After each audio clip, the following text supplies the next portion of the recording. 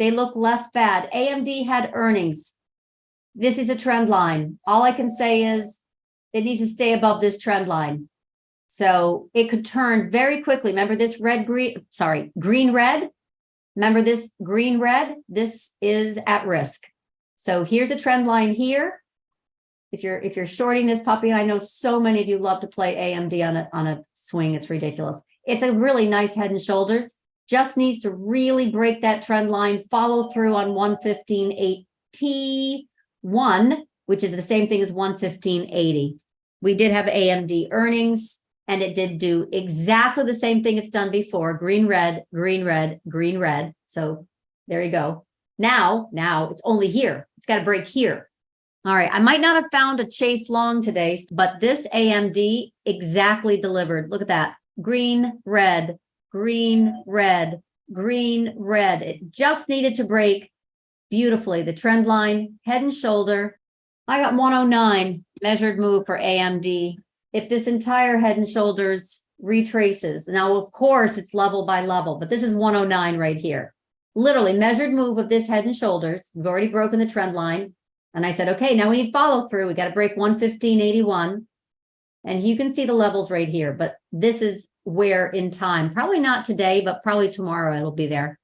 AMD is definitely a beautiful tag of the 50. That's probably it for today. And then a follow through to 109 because that's measured move. But that's it. You got a great chase in AMD. Good job.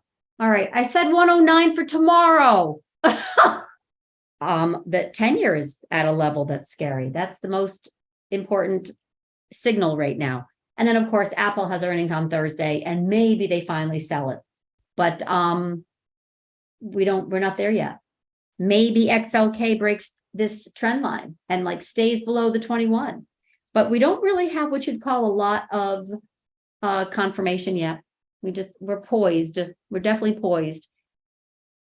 Definitely do not like any 10-year above 4.1. We can have an SPX sell-off of 2.5, and that will trigger a flash crash warning of mine. So for right now, I'd say I don't see any reason to be in the pool unless you're trend long or you've got your swings very carefully protected, like smartly protected. But if you're chasing and you're pushing short, keep it below 45.50 on the SPX, 85 on SVXY. That'll help you with, obviously, that volatility direction. It's very important. You stay in the direction of SPX selling off as long as volatility does not come down. SVXY below 85 and SPX below 45.50.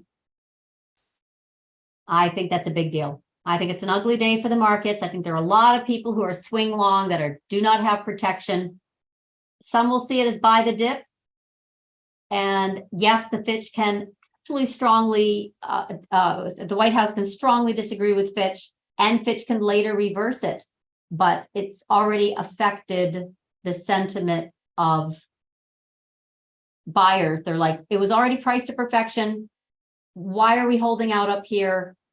Now, I think Craig and I Craig, if you're in the room, really want to talk about counterparty risk on this. Really want to hear your thoughts this after at 4 on everything related to collateral pricing of like, how do they do this now that we've got a downgrade? I would think not for nothing, but this would force a de-risking, degrossing, or whatever, you hedge fund guys talk about. But basically, to me, this isn't, oh no, we have a downgrade. What does that mean? It means we have absolutely mechanics that have to rework that whole collateral stack.